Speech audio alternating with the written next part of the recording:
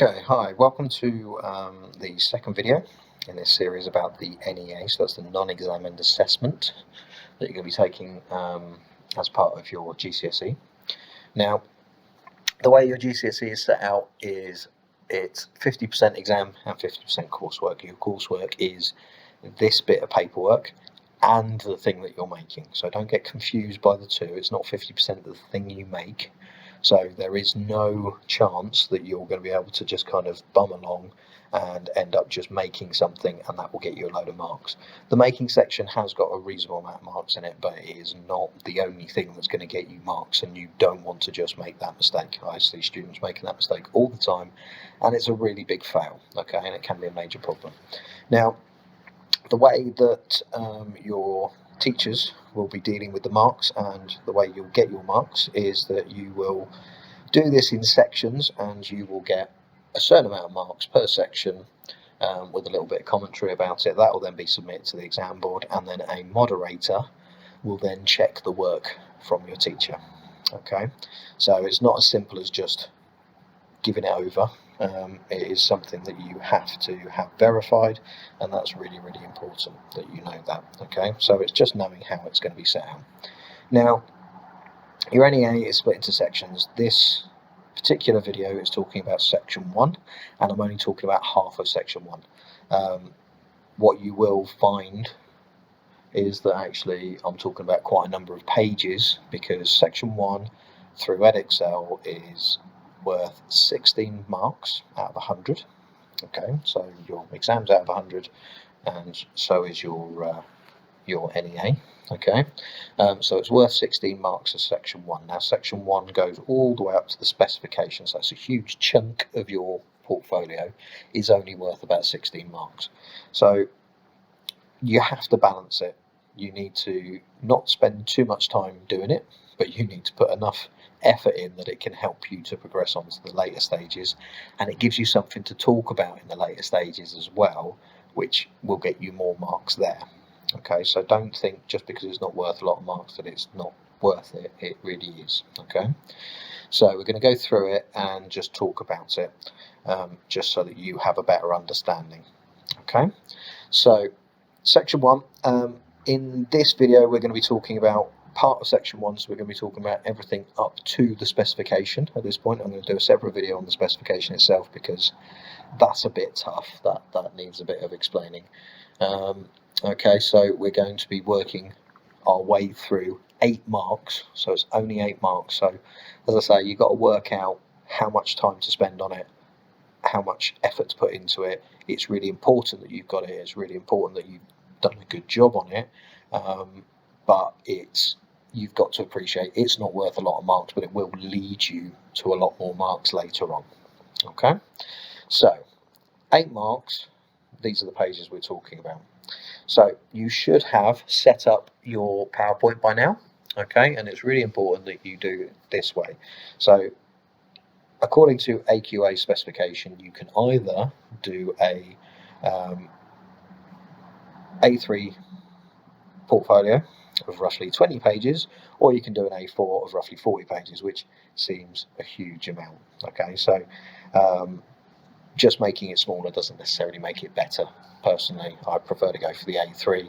I think it's much better. Now, every single page you create must have a clear title, okay, because you need to make it really clear to the teacher, as well as the moderator, exactly what's supposed to be on that page. Okay, so if you go off at a weird tangent, we know you've gone off at a weird tangent, and if you have been really bob on, we know that too. Now, these are recommendations in terms of text sizes and stuff like that. I would highly recommend that students do put some sort of a banner on, whether you put it as a header and footer or whether you put a banner up the side. I know my students are always asked to put their banner up the side, because it makes it really, really clear who it belongs to, and exactly, you know, what the thing's supposed to be for, in this case GCSE Design Technology. You will notice that I have said that the order of my name is not brilliant, just because it's not how the exam boards like to list you. When big organisations list students, or pretty much anyone, they usually start off with the surname first and then the first name. Okay, that's quite important. So major titles, about a text size of about 18, I think is about right. Okay, it tends to look quite nice on the page, and it isn't too huge. In terms of any kind of subheadings, things like that, we're talking about a size 12, and any other text in an ideal world would be about a 10. Now that just means that you can get quite a bit on a page. Okay, that's quite important, because you're essentially, if you were doing the A4, you'd have 2 pages, so you're kind of just putting them together, in which case you do need to get a fair bit on the page. Okay, these are recommendations, you don't have to stick to them, but I would like you to, just because actually if you can try and keep the font sizes the same throughout, and it kind of helps to have a kind of rule of thumb, in this case 18, 12 and 10, if you can keep them the same all the way throughout, it just makes your work look so much better. Okay, because if you've got 2 pages at one font size and 2 pages at another, and you're using a different font and stuff like that all the way through, it's just a pain in the bum. Now in terms of fonts, there's probably only 2 that I'd recommend. The one that I have a massive problem with is Times New Roman. Don't think it looks good, don't think it looks particularly official, think it's just generally a bit awful. As a typeface, it's terrible. So I would highly recommend you either stick to Calibri, which is a nice sort of middle of the road one, it's the one that I've used on this page, or for those of you that potentially you might have dyslexia yourself, or you want to just make sure that everybody that looks at the page should be able to read most of the text, there is a text font that you can get that's called Open Dyslexic, and it is proven to be quite good for people with dyslexia to be able to read. Not everybody with dyslexia can read it easily, but actually a big chunk of people can, so it's worth you looking at and worth you considering. Okay, so let's move on and have a look at the pages that you're going to be creating. So ignore this page, that's just telling you how it all sets out. Let's start with page 1.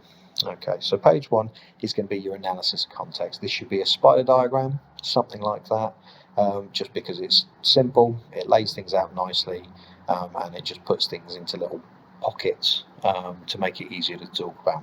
Okay, so the first thing that you'll notice about both the 2 examples on this particular page, you should have your question.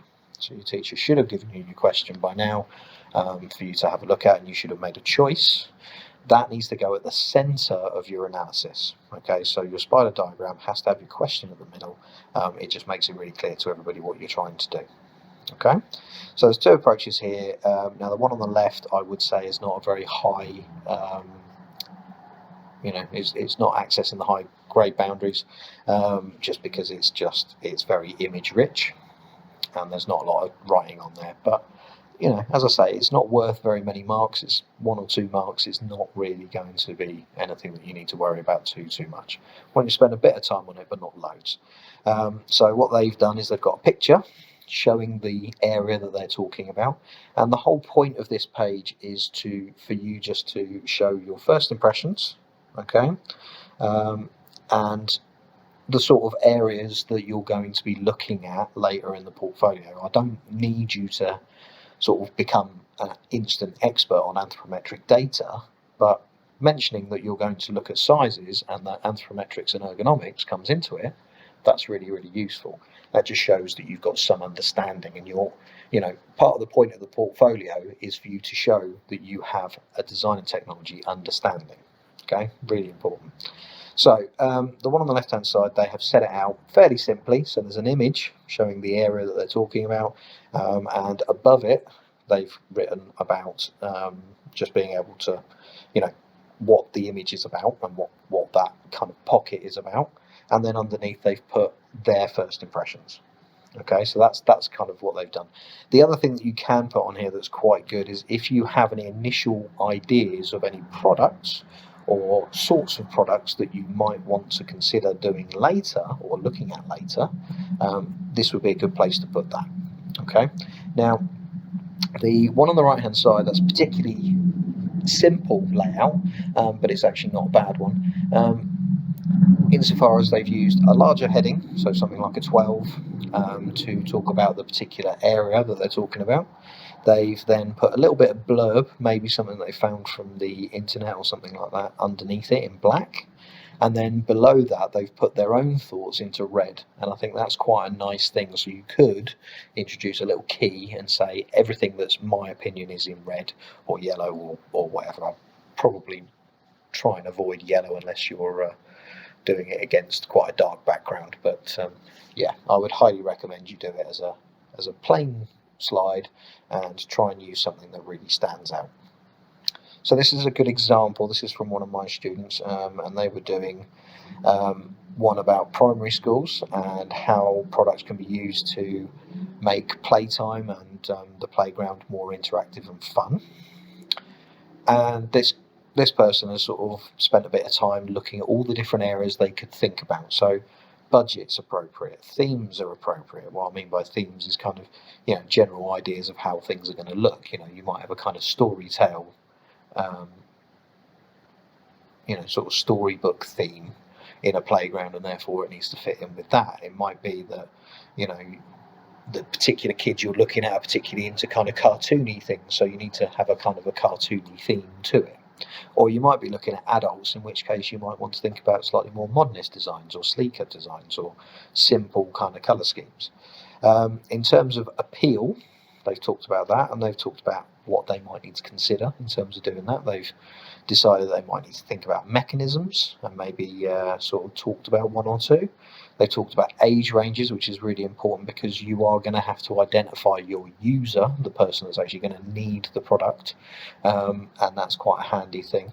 The other thing that's quite important, and exam boards particularly like, is things about inclusivity. So when we talk about inclusive design, we're talking about making sure that most people, because you can never design for everyone, but they're talking about most people being able to use it. So when we talk about inclusive design, we talk about impairments quite a lot. So one thing is kind of, you know, if you've got somebody with a visual impairment, it doesn't mean you can't see them. It means that some people with a visual impairment might just kind of struggle to read certain text on a certain background.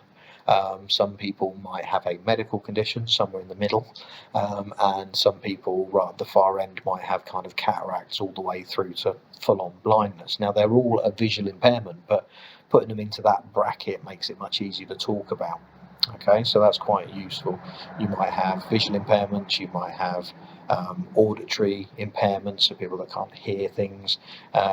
You might have people with a physical impairment, or you know, what used to be termed as a disability, that kind of stuff. Remember, it's about kind of, it's sort of like using stereotypes, but it's kind of doing that in a positive way. Alright, so that's what we're talking about there. Materials is quite important to talk about, and so are sizes, because obviously if you've got a certain sized person you're aiming at, you're going to have to sort of look at that. You're not going to be able to aim at absolutely everybody. Again, it's all about aiming for most people. Okay, so make it really, really clear. Now, they have set this page out quite nicely. It's not too bad to sort of see the links and things like that. There's a few confusing spots, but generally not too bad at all. There's a couple of things to remember. So in terms of exams, it is quite reasonable for you to be able to write phonetically. So if you can't remember how a word's spelled, if you spell it how it sounds, that's okay in an exam. However, in your coursework, so remember I said these pages do lead to other marks throughout the marking criteria. One of them is communication, and these pages are quite key in terms of your communication mark. Okay, so that's worth a nice little chunk as well. So if it's clear what you're trying to say, and it's sort of, you've used a few different ways of kind of getting it across. Remember I said that sometimes you can use a picture to explain a certain thing and then put a little bit of text with it rather than writing loads and loads. That's all good communication. Okay, so make sure that it's really, really clear what you're trying to say. The other thing that is wrong with this particular page. The title's a little bit squashed up in the top there, but the main thing that's really wrong with this page is that it's not clear what is research that they found or research they're going to do and what is their own opinion. And it's really important that you make it really clear what's your opinion and what's not. Okay, so if most of it's your opinion, great, but you need to make it really, really clear. So it's useful to have a key somewhere or have a specific colour that's really clear that that's what it is as it goes through. Right, so that's your other page. Now, on to your next one.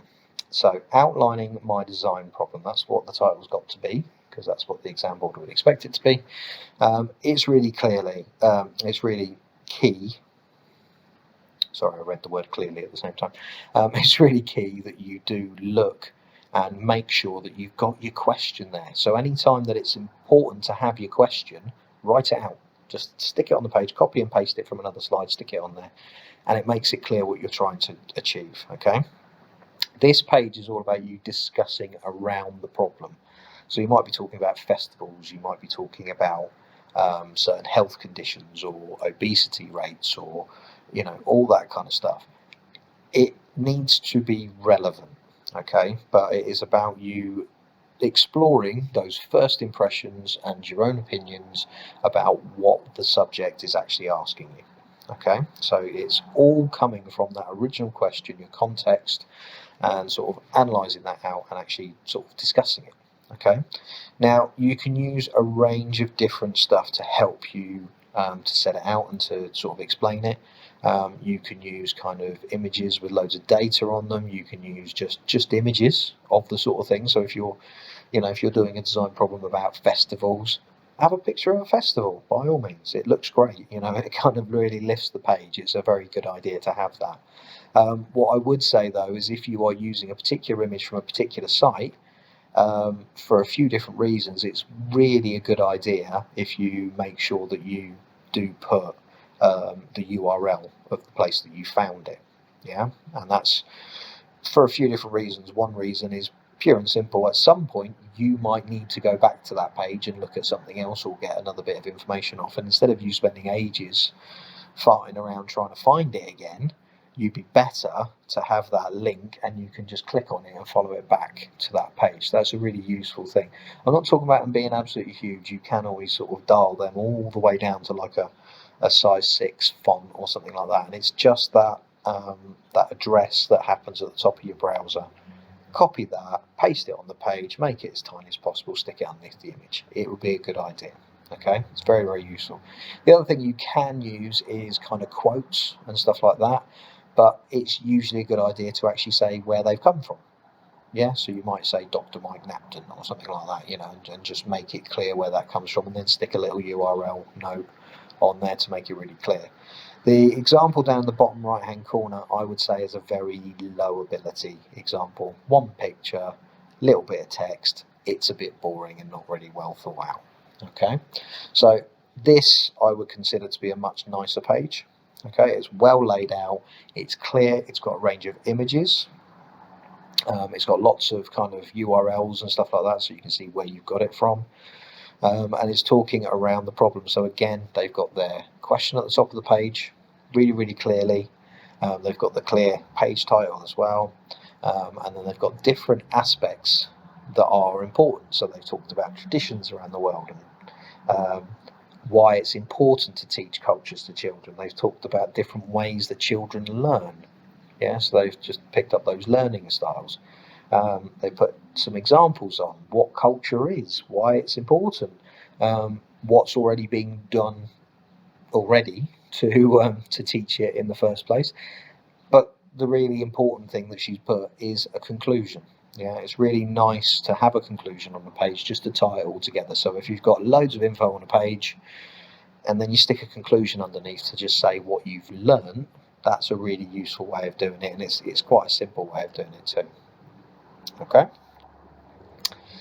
right, identifying the needs of the end user. Now this is a term that you've got to get used to. Now the end user is the client, the customer, the person that's going to use it. Okay, so it is exactly what it says on the tin.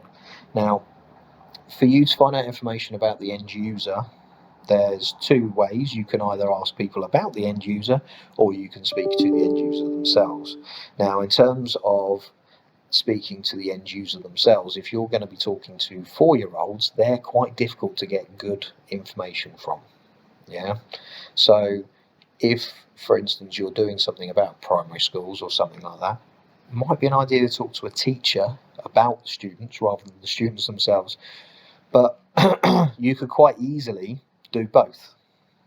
So we have done it before, where we've done an interview with a teacher, and we've done an interview with, or we've got just done some kind of questionnaires with the kids. So actually you can use a variety of different methods to get information onto this page. So surveys and questionnaires, undoubtedly really good, very useful. Be careful not to just send out any old stuff. Get it checked by your teacher before you send it out to people, so that you don't embarrass yourself with questions that actually don't lead you anywhere. And that's kind of the biggest pitfall there. I don't see the point in having loads and loads of different questions if they're not going to be helpful. For instance, I've had students that have sent out 50 questionnaires, and actually none of the questions have actually led to anything that's helped them to create a product at all. So that's not useful at all, and that's because they went off half-cocked, didn't check it with me. Make sure that you've got reasonable questions. I mean, by all means, ask them stuff like age, or certainly age range. Do you fit into, I don't know, 5 to 10, 10 to 15, 15 to 20, you know, do you fit into those age brackets? Make it multiple choice so that it's much easier. And I think anything north of 10 questions is too much, to be honest. If you've got a few different people that you're asking, you're not going to have the space on the page, and actually, you know, how much worth is there going to be? Between 5 and 10 questions is about right, and your first couple of questions can be name, age, you know, who are you, that kind of stuff, you know, what's your role here, that kind of thing. They can be quite useful questions to start you off, just so you can kind of get a bit of gauging in there. But, you know, if you're going to ask people what their favourite colour is, don't just go, what's your favourite colour?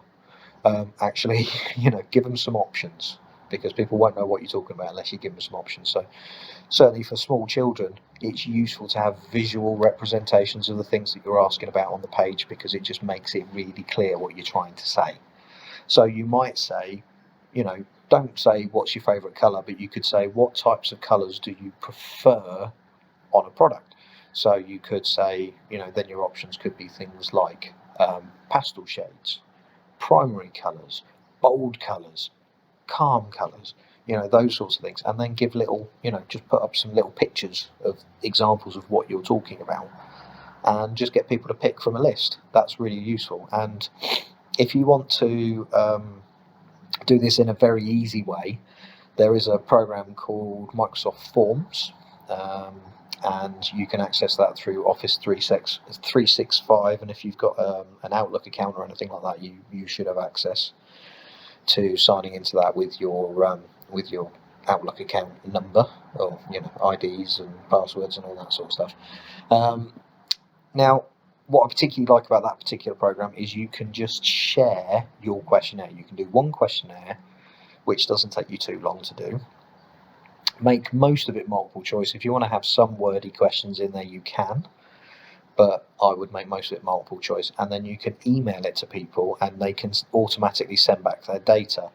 And the nice bit is that the program will collate the data for you. So if you've asked people, you know, how much they'd like to spend on a product, and you've asked 20 people, it will tell you what percentage of people want to spend £10 to £15 or £50 to £100, and it will do that in a nice little pie chart or something like that. And that's really useful, because you can just quickly print screen it, stick it on the page, and it's done. Okay, that's a nice way of doing it. So that's a good idea, and I'd recommend doing that coupled with an interview. An interview is very useful. Now, I know some students find it very scary to do an interview, so if you know, I've done it before where I said to students, well, you go and interview such and such in a supermarket, and off you pop, and they'll spend weeks trying to avoid it. Okay, and I fully appreciate that that's difficult. It's really useful though, one thing that I have done with my students in the past, and I'd be quite happy to do it again, is I've got a particular person, a contact, and the students have written a list of questions that they wanted to ask that person. And then I've got all of those questions together, and I've asked them, and we've done a kind of a group interview. We've recorded it. It's really important that you record it so you can actually get little quotes. They're quite useful to stick in, and that sort of thing. That's quite a useful thing to do. So they're all good ways of doing that. So actually doing a group interview isn't a bad idea, so long as you're all doing similar questions or the same question. That's quite handy. So we've done that before, and certainly when it comes to kind of children. So the two areas that the exam board ask about in terms of the marking criteria is whether you have investigated the needs and the wants. Okay, now if you want to break it down, it's kind of like, we all need a house, or a roof over our head. We need somewhere to sleep. We need access to hygiene and water, and food to drink, and food to eat, and something to drink, and things like that. Yeah, so they're needs, right? So in terms of like a primary school child, I would probably say the adult that's responsible for them is more likely to tell you about what that child needs from a product, whereas the children themselves would tell you what they want. Yeah, and just saying that you all want it to be blue, that's not a necessity. It doesn't have to be blue. It could be brown, and it could do exactly the same job. So just be careful about your needs and your wants, and if you can separate them on the page, that's even better. Okay.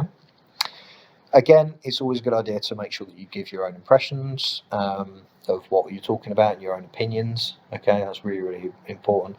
You might have some little sort of thoughts as you're kind of writing it up and go, oh, that's a bit like that kind of product. Well, by all means, stick it on the page. Put a little note to say, I think actually this gives me the idea that something like this is quite a useful thing to consider later on when I do my own design. Something like that would be really useful. If you're going to use images of people, if you don't have explicit permission, it's usually a good idea to just stick a little blob over their face so that you can't see exactly who they are. But having pictures of people is really useful because it helps it helps us and the moderator to know that you have actually spoken to someone and not just made the stuff up. All right. So this is a good example. As you can see down the left-hand side, they have got an interview. This was about primary school kids. I know I'm using that as a pretty regular example, but quite useful at this stage. So they spoke to a head teacher from a primary with 20 plus years experience, and put a little picture of her and wrote down what she'd said and what kind of things they'd got from that. They've put a little conclusion on the page. It's a little bit stuffed in the middle, but actually it's there, so that's useful. They've used a bunch of images as well to support what they're talking about or to explain what she's talking about. And they've also done a questionnaire that they've sent off. Again, they didn't send it to kids, they did send it off to parents. So they used other members of staff in our organisation and just did a little poll on them, and as you can see, they got some little pie charts back and stuff like that. It visually makes the page much better. Okay, it really does improve it. And obviously they've got a nice clear title at the top of the page. That's really important too. Okay, so remember about those needs and the wants. That's quite useful to try and separate them out if you can. Okay, another page. This has been something that's been in design and technology coursework forever. Looking at existing products, it's really important that you do this and you try and put a bit of work into it, but don't spend forever on it, by all means.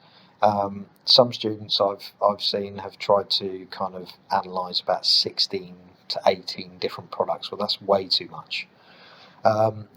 Going with sort of information that's come back from examiners' reports and things like that, they would recommend, and so would I, about 4 products done well would be brilliant. Yeah, 6 done slightly more loosely, just as good. Okay, so it's really a good idea that you do talk about them. So as a minimum, you definitely need to talk about what they look like and how they work, okay, because they're things that the exam board look for. You might look at these points to analyse. So these are things that I took from some of the exam board guidance, and they're quite useful to sort of go along with. So talking about the form. So why is the product shaped or styled like it is? Function, what does it do? It's very simple. Client and user, how does it meet the needs of that particular person? So you can just talk about, whether it's, if it's for children, is it going to bounce well, or is it going to smash instantly and cut the face off with big shards of something, Clearly, I mean, that's a very extreme example, but nevertheless, that isn't something that you would kind of go, yeah, that's a great product for a kid. So that's something that you need to discuss. Performance. So how does it work? How does it do the job it was designed to do? Does it do it well? That's kind of what we're talking about there. Materials and components, they're always useful to look at, what parts or what is it made of, that sort of stuff. Scale of production and cost you can look at, because they're, obviously you've got your basics, so you can have your one-offs or your bespoke items. You could have your mass-produced items, so they might be batch-produced or something like that. They're unlikely to be continuous or anything like that, and just in time, I don't know how you'd sort of gauge that from most products, to be honest. So your main ones are, is it mass-produced, i.e. batch-produced, or is it a one-off? That's realistically what you've got to say in terms of scale of production. And cost, for a lot of products you can just quickly Google it and just get a vague cost of what it would cost, okay? Sustainability, so talk about whether it's able to be recycled or not, so that's quite a useful thing. Aesthetics, I'll be honest, kind of, you could probably talk about that in the form, so I'm not sure it's worth having that separate, but yeah, does it look nice, essentially? Marketability you can discuss, but I wouldn't worry too much about it. So is it something that's quite saleable or not? And innovation, you might just make a comment about that sort of thing, okay? So these are just things that the exam board ask about, and your teacher will make a bit of a judgment on that. Now these are some very nice examples. I pulled these out of some exam board examples, and they've I think they've done a cracking job, I'll be honest. So I'm just going to zoom in a little bit. Now what they've done is they've looked at sort of important designers around the problem. So these guys were doing a project about festivals. So what they've done is they've looked for things that are kind of very kind of chic festival-y things. So for instance, on the left hand side here, the existing product, one of the ones that they've looked at, because they're actually looking at ways of improving a festival, so their kind of concept was to do something to keep people dry, or something that people could go into if they'd had enough, or something along those lines, so like a tent or something. So they've looked at other ways that you can go to a festival and sleep, and they're quite classy, quite classic design. So the first one is an Airstream. So they've stated who the original designer was and why it's popular, and they've looked at different aspects of it and how it's made and all that kind of stuff. Lots of pictures, some good comments about it, and as I say, they've used that sort of format from the previous slide to sort of discuss that through. They've also looked at kind of themes and styles from the time. So if you think about festivals, you typically think about kind of Woodstock in the 1950s, and and so on and so forth. Those are quite important images in kind of cultural history. So they've looked at pop art, because actually a lot of festivals and stuff, they go for really bright colours, and it's all kind of big and wacky and cartoony and stuff like that. So those are useful things for you to talk about. So actually looking at a design theme, there's no problem with that. So they've used pop art as a good example. They've used the Airstream trailer to look at as well, and they've also had a look at these. Now these are obviously quite classic. So this is the classic VW camper van, which again, that kind of surfy vibe, live music and all that kind of stuff all kind of goes together for a very festival-y kind of feel. What they're looking at here are the designs, they're looking at the colours, they're looking at, you know, the classic sort of nature of it all. Alright, so here they've looked very much at this very iconic split screen hippie trippy kind of VW camper van that's big with surfers and stuff like that. I mean, I can tell you they cost an absolute arm and a leg, but nevertheless they've got a certain style about them, and they've looked at the different things. They've looked at the different you know, what kind of colours are there in the upholstery, what, you know, how much wood is used, and how are they laid out, and all this kind of stuff. They've looked at the different colours, you know, very simply at the top, these are very classic colours for these particular vehicles. You know, they were trying to make something that you would get into, be dry, and all that kind of stuff. They haven't then gone, well, I want to make something that's a bit like a tent, so I'm going to look at loads of tents. That's not very useful. They have gone out and looked at other things that you could live in at a festival, and use them as good examples. Alright, so that's what I really want to think that you will be starting to try and do. Try to avoid just looking at what you're trying to make. That's where students go wrong all the time. They will go, I want to make a table, I'm going to show 3 different tables. Well, that's really boring and actually not all that useful. You could have shown a table and 2 other bits of furniture. That might have been more useful, because then you can look at different ways that they're put together, different woods they're made out of, so on and so forth. But 3 different tables, a little bit dull. You know, might be something that you need to consider. Okay, so we'll just zoom back out of that one. So very, very nice example there, and I can tell you that that is a high grade boundary for the exam board. So, you know, it is worth you spending a bit of time looking at it, and actually some of the language, some of the things they talked about, really, really helpful. So, you know, please do zoom in and have a really good look at the text on there. So we're getting there now. So the next one is your initial design ideas. So these are just some initial ideas, roughly 4 of. Now, I know different people have different kind of drawing abilities. I don't want you to sit there and go, I can't draw anything. There are ways that you can draw stuff that sort of make sense. Now, if you remember, I was talking about your communication mark. Now, when it comes to your designs, good communication is really, really key here. Now, my students, I always say it's useful to have some handwritten notes, because you'll forget stuff. So you'll do a sketch of something, and then you won't put any notes on it at all, and you'll forget what you were thinking about. You stick it on a page and go, oh God, what do I write?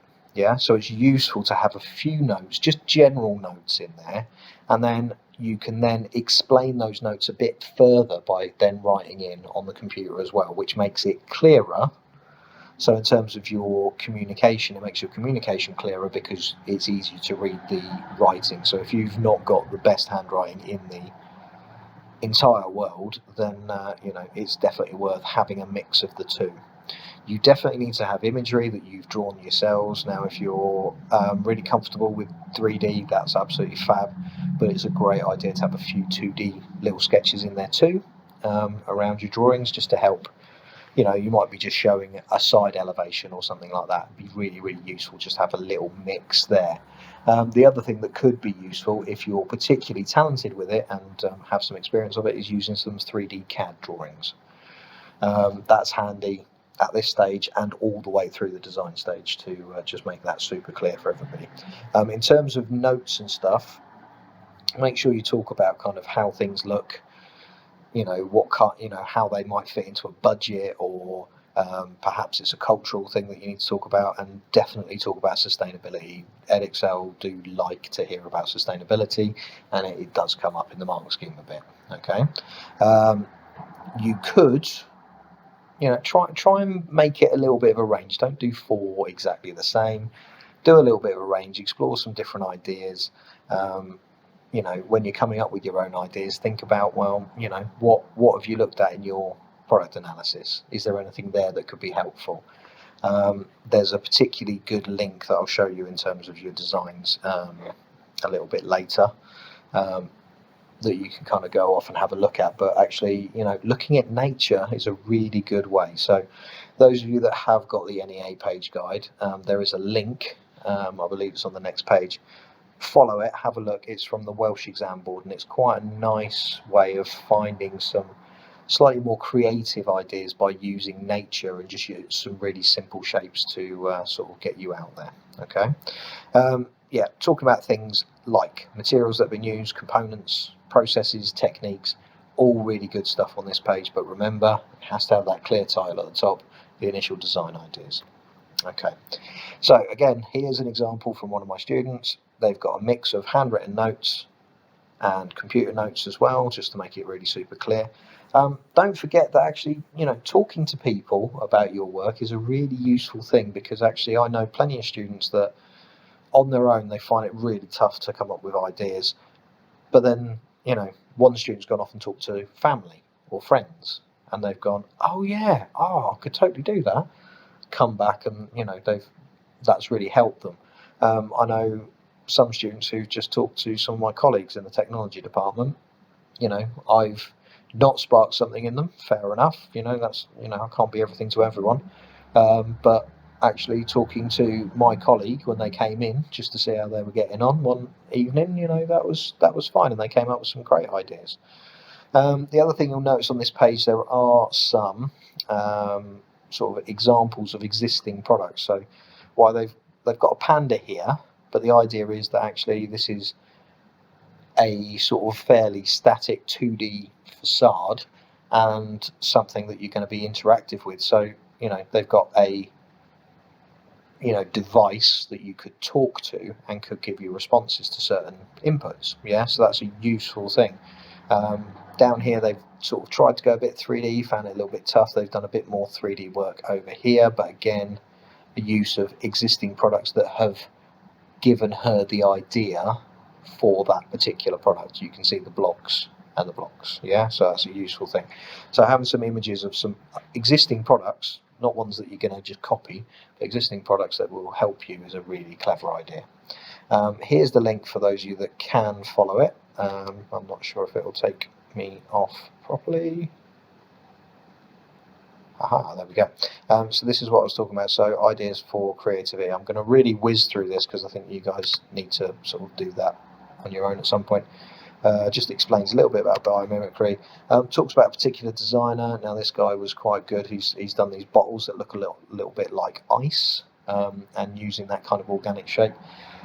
Not only does it look nice, but actually they're really nice to hold, so they're quite ergonomic and they sort of, you know, fit in your hand. They don't slip out your hand too easily. Okay, so that's quite useful. So again, that's inclusive design because small children and elderly might be able to use them.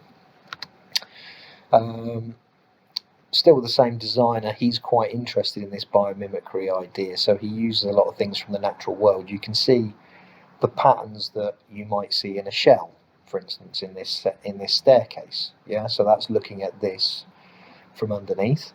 And also, you know, a lot of designers have done this in the past, where they've used kind of this sort of like muscly kind of design to come up with some nice futuristic design. So this chair looks a little bit like kind of sinews of muscles and stuff like that, all kind of, you know, so it's more of an organic chair as opposed to something that's looks made, if that makes sense.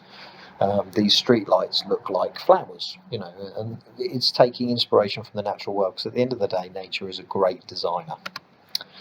Now, in terms of inspiration, so this is asking the question as to which of these three images you get the lines for this sports car from, and simply put, it's our little cat here. Okay, so you can see when we actually go onto this image, you can see that it's got this kind of shape, and that shape's mirrored in the sports car, because actually, you know, that cat, that cheetah, it's a fast animal. It is shaped to be fast because it has to go fast. So they've taken that and they've taken these lines, and that's helped them to produce this design. You might think, I'm not too sure about quite what you talk about there, but actually that is what people have done, and it's an accepted way of coming up with a creative design.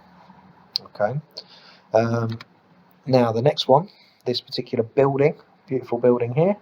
Now this is only a concept, but nevertheless, you can see that actually when you start to look at it, you can start to see the shapes that have come from these natural forms, because they're very sleek. You know, whales have to be sleek. They live in water.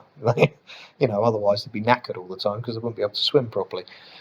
So actually, you can see those shapes being mirrored through these designs. Yeah, so they've taken something from the natural world and they've applied that and changed it and made it into something that's, you know, pretty nice, quite hyper modern there. So that's another possibility. And the whale's quite useful in terms of some other things. So for instance, you might take it this way. So here is an image of a whale tail sticking out of the water, and they've just traced round that and got themselves a shape. And actually, you know, why not have that as a little shelter? You know, you could have this interesting shape that then hangs over. I mean, me personally, I'd want to sort of overhang it there, and I probably wouldn't have a depression in the middle, so water would gather in there and all that kind of stuff.